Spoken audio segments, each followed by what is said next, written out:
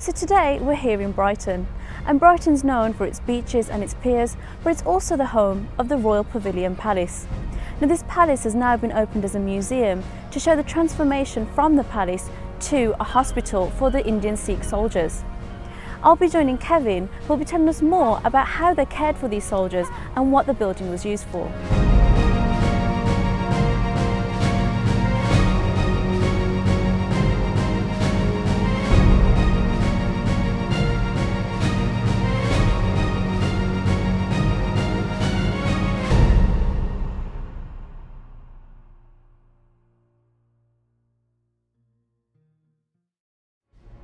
The Royal Pavilion is an exotic palace in the centre of Brighton with a colourful history stretching back over 200 years.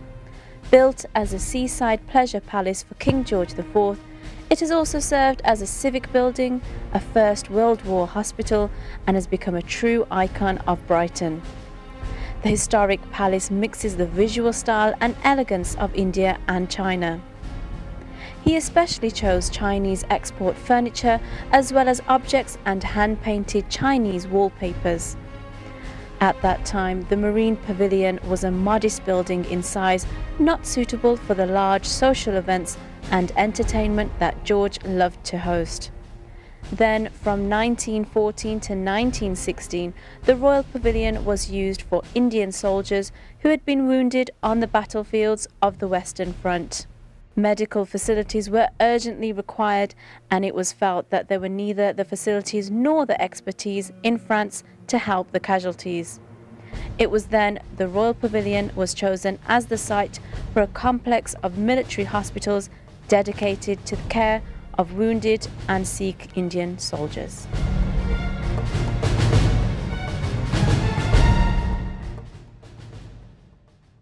Hi Kevin, so can you tell us a little bit about this room and what it symbolises and what happened here exactly? Hello Amadeep, welcome to the Royal Pavilion. We're standing in the music room, which when the building was the former royal palace of King George IV was where his band would play and music recitals were given to the king and his guests. The real significance here for Sikh history is that during the First World War, this room was used as a hospital ward for soldiers from the Indian Army who had been fighting alongside the British on the Western Front. Oh wow. So why was this room chosen? What's the significance of this room in general? Well, the significance of this room is really that it's one of the larger rooms in the Royal Pavilion, which meant it was very well suited for accommodating hospital beds, which is why it's very useful for use as a ward for treating patients. The Royal Pavilion itself was chosen as a hospital for Indian troops, largely because it was a large building that was owned by the local authority on the south coast and could be very quickly given over to the military authorities as numerous Indian Army casualties emerged in France and Flanders. But also, I think, in the minds of the British, its sort of very Indian Mughal-influenced exterior of the building, there was a feeling that somehow it would appeal to the Indian men themselves. I think that the interior, the design in general, it's got an Asian influence to it. I mean, was there any relevance in that, or was it just a random thought just to have this design? Well, the design itself comes back to King George IV, who took the building, which was originally a fairly modest lodging house, which was first converted into a very sober sort of neoclassical villa. And then in 1850, in fact between 1850 and 1823, it was remodelled by a famous architect called John Nash into the style we see today, which is heavily influenced by Asian design.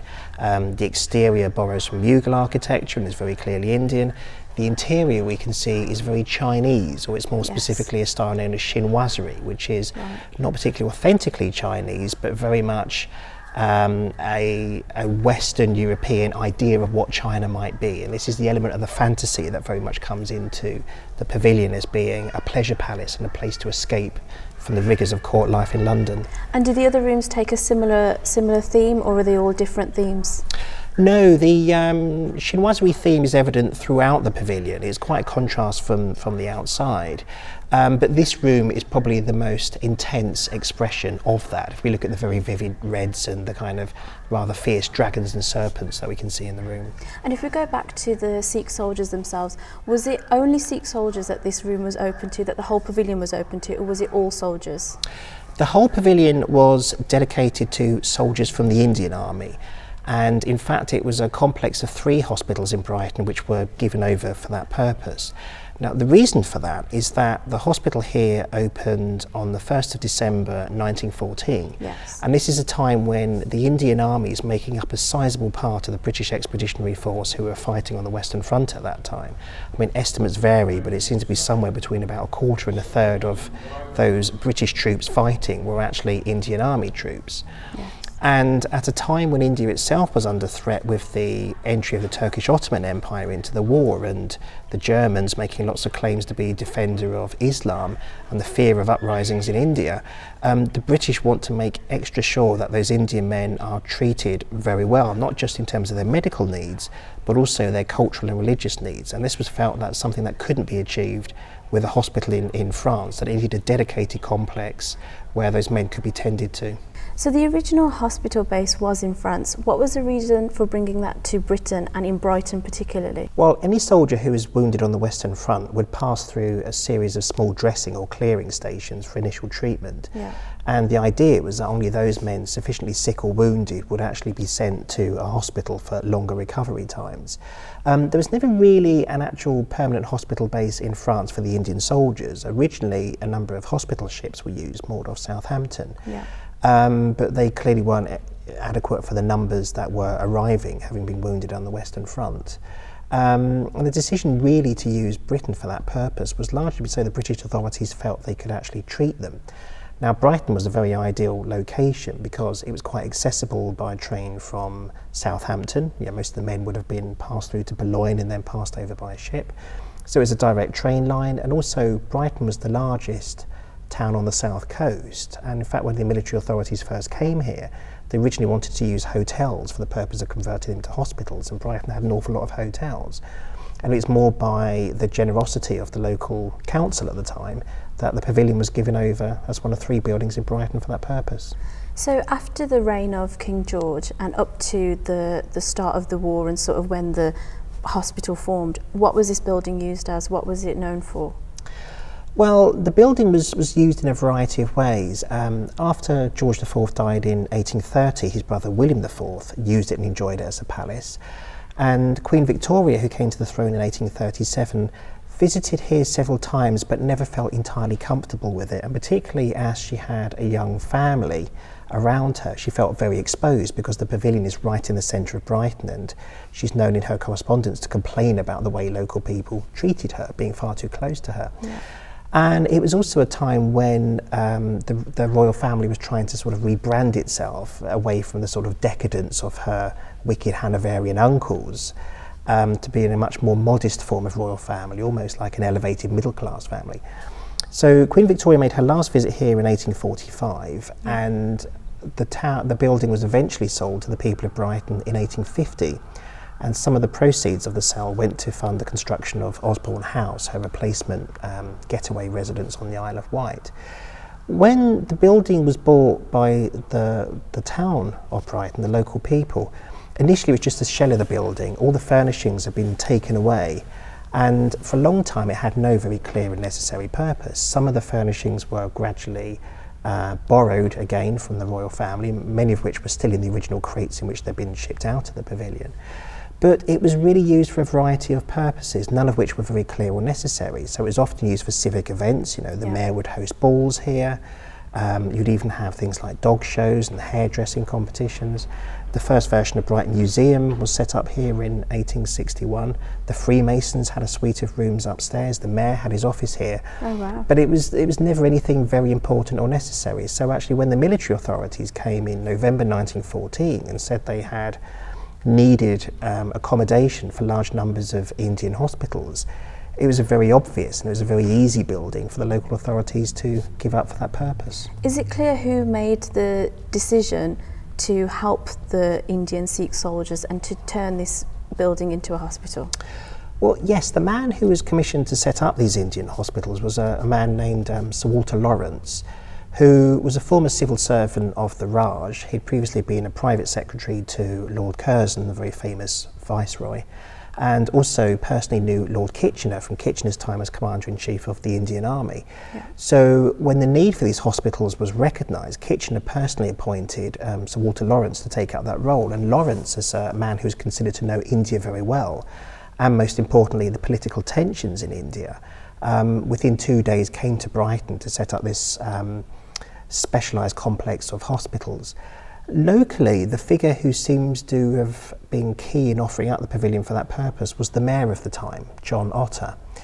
And it's quite significant that even after Otter ceased to be mayor, and in fact long after the First World War had ended, Otter was a key figure in driving the memory of these hospitals in Brighton, so he's quite instrumental in the erection of the Chhatri, which is a monument over on the Downs, which marks the ghat where Hindus and Sikhs were cremated, those who died in Brighton, and also the Indian Gate, which was opened by the Maharaja of Patiala in 1921 on the southern entrance to the Pavilion estate. So the Indian Gate is available to see as well. I mean, that's a tourist point as well where we can look at. Yes, the pavilion, the Indian Gate stands on the southern entrance to the Pavilion estate. A lot of people assume it's an original feature of the pavilion because it's broadly Indian design, but it's actually a much later addition. It was unveiled in 1921 as a gift from the people and princes of India. It's not specifically a war memorial because it doesn't mark those Indian soldiers who died here. It's very much a gesture of thanks for the care given by the people of Brighton to those Indian soldiers. Does it just look like a normal entrance, or is it separate to the whole building itself? It's separate to the main building. It's a large brownstone building with a sort of a cupped roof to it. I'm not terribly good at explaining architectural features, but it is very distinct and something that people can see today. For many people, it will actually be their first glimpse of the Pavilion estate when they arrive in the town.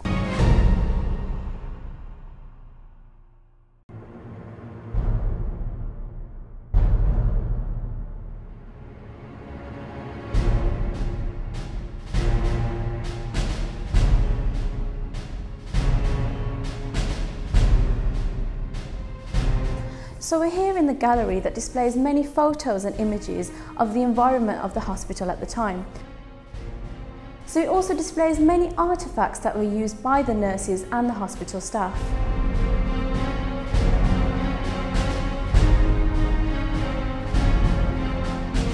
So I can see there's a lot of paintings and sort of particular artefacts here. I mean, can you tell me the relevance and what they show, particularly this one? It's such a large painting. Can you talk to me a little bit more about this one?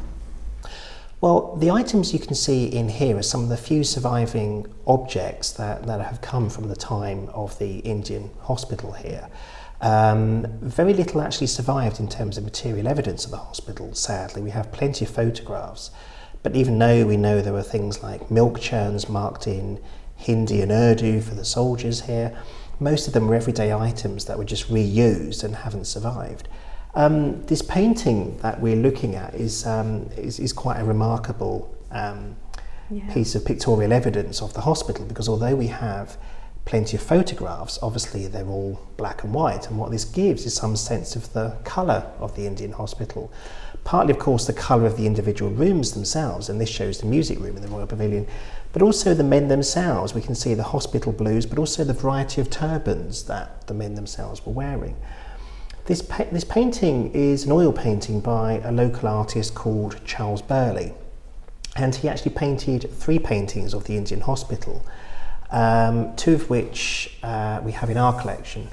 Another one is at the Imperial War Museum in London, and they're really fascinating. So partly, as I said, because they are a sort of a colour record of the hospital, but they also give a very different view of the men, because most of the photographs we have here were officially sanctioned by the War Office, so they tend to be quite studied. You know, the men are sitting kind of ramrod straight in their beds, everything looks very disciplined and well ordered.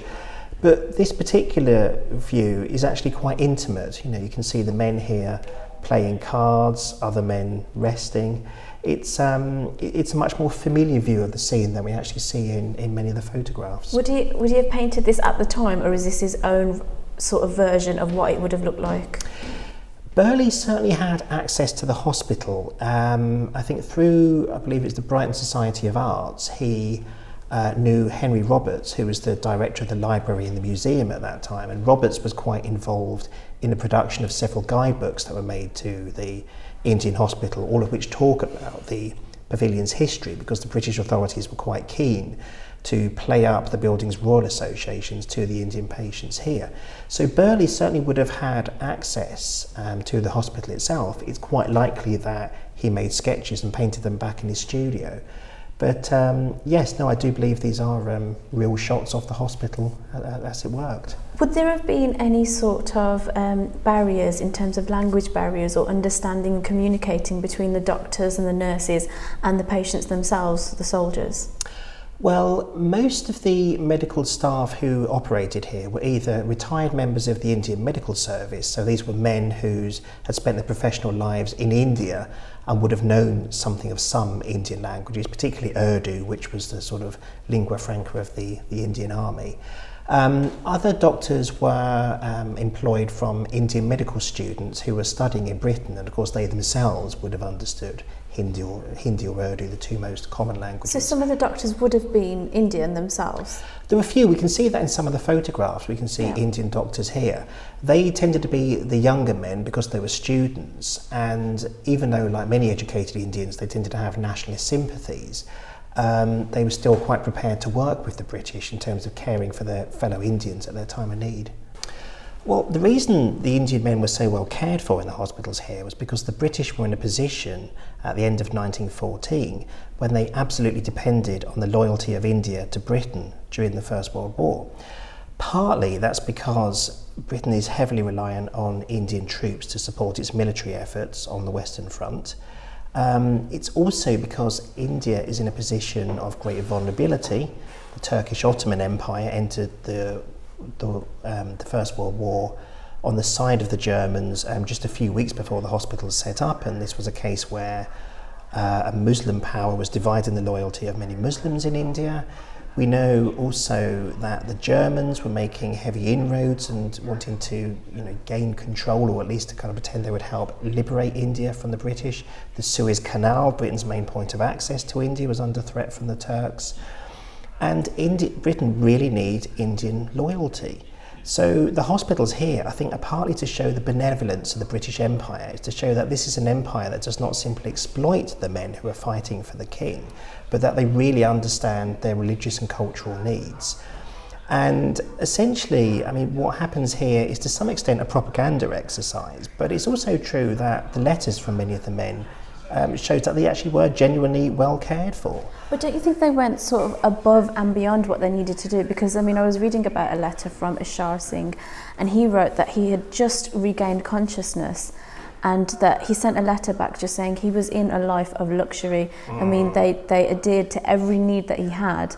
And we were looking at some artefacts over there, and they showed a dietary schedule as well of what they could and couldn't eat. I mean, don't you find that that's quite above what they were sort of expected to do? I think you're quite right. In fact, when I conducted some of the research for this gallery about 6 years ago and looking through some of the personal correspondence from Sir Walter Lawrence, the man who set up the hospitals, there's one particular letter he writes to the Viceroy in India where he talks about the measures taken here to be almost an over-elaboration. So there's almost a recognition by the British themselves that they were really pushing the boat out and then some to care for those men. And I think partly that is because the British desperately need to make this political point and send this message back to India about how well the men are being cared for. But it's also, I think, because they're effectively engaging in a huge social experiment which had never happened before. There's suddenly a small corner in the centre of a large town on the south coast which is being converted into something that ran almost like an Indian village in terms of there being a system of followers to sort of tend to the kind of cooking and the laundry needs, and even having open air cremations for Sikhs and Hindus who died here, which was and is technically illegal, to a specially laid out cemetery for the Muslims who died here. And I think if you're going to create this experiment somewhere in England, you have to do everything you can to make it work, and I think that's much of what drives this. So you know how most Sikhs at that time would have been vegetarian, and they would have sort of wanted to eat certain things, especially when they were recovering. I mean, was that all looked after? Was that all cared for as well? Yes, enormous care was given to the dietary needs of the men as well. There were 9 separate kitchens set up in the ground so that food could be cooked, particularly for Hindus, by their fellow caste members, but also by their co-religionists. There was also a whole micro-industry grew up nearby in Brighton. So there was a Pavilion Dairy set up where milk could be transported in churns marked in Urdu or Hindi for whether they were for Muslims, Sikhs or Hindus. There was even an enterprising butcher nearby called Mr. Tate who dedicated his backyard to slaughterhouses for both halal and jhatka slaughter for sort of Hindus and Muslims. And again, this is something that's probably almost never been seen in England before this point. So I think that's one of the most interesting points, that the local public as well as the British government was so keen to make sure all the Indian soldiers were comfortable. I mean, why do you think that this building, the whole hospital itself, isn't that known in terms of Sikh history? I mean, I think it's more related to King George itself. I mean, why do you think the message hasn't gone out there? I think the message is getting out there gradually. I mean, it's certainly something we've been gradually promoting over the last 6 years since we opened the gallery here. And particularly the centenary of the First World War has obviously given cause for people to stop and take stock of the conflict and what it really meant. I think for us as a historic house, one of the big challenges was that if you're presenting a house in a historical context, you tend to present it in one particular time period. Yeah. And as a royal palace, it's largely restored to look as we believe it would have looked in 1823 when the building was finished in this form. And it's very difficult if you take that approach to try to tell another very different story that takes place 90 years later. Yes, yeah. So it wasn't until we developed the gallery here in 2010 that we really started seriously talking about this story. But I think it's also that in most narratives about the First World War, the sort of presence of non-white soldiers has never been particularly prominent, and it is something that many academics and other community groups are now looking at in more depth. I mean, certainly the UK Punjabi Heritage Association have done some fantastic work in bringing the Indian and particularly the Sikh contribution to light. And I think also there is an element in terms of Indian history as well, in which it never fit very well with the nationalist narrative. It seems very much like a sort of a war of exploitation by the British, which you could argue that it is, but I think at the same time it is a human story. You know, those Indian soldiers were there. Absolutely, regardless of those political pressures. It is an extraordinary journey that these rural men who would never have expected to go to Europe, let alone fight in a huge industrialised war, the like of which no one had ever seen before. And suddenly after all that to find themselves in something that they're told is the King's Palace and this extraordinary opulent building. I mean, that's an incredible story regardless, I think, of the political interpretations. And do you think in terms of future developments you'll be uncovering more about the Sikh history, maybe displaying more, dedicating more of the rooms to show about the hospitals and to show how we helped the Indian soldiers? Certainly over the years we've looked at new ways of telling the story. The most recent means of doing that was a new audio tour that people can take part in, which is really talking in depth about the history of the hospital here, and it can actually allow us to do that in the rooms themselves. But there are so many histories of the pavilion that we need to talk about. So after the Indian hospital closed here, there was another hospital set up for treating limbless British men, which again is a very interesting story because this is a hospital that's set up not just to care for the immediate medical needs of the men, but also to take those who have lost arms and legs and actually equip them for new life in the future. It's actually where you can see the origins of the British welfare state actually in stories like that. So there's so many stories for us to tell, and I think a lot of what we do now is to try and tell this story online, in particular so those people who can't visit the pavilion because they live too far away, perhaps in India or Pakistan, can actually learn something about this story or download and reuse the images.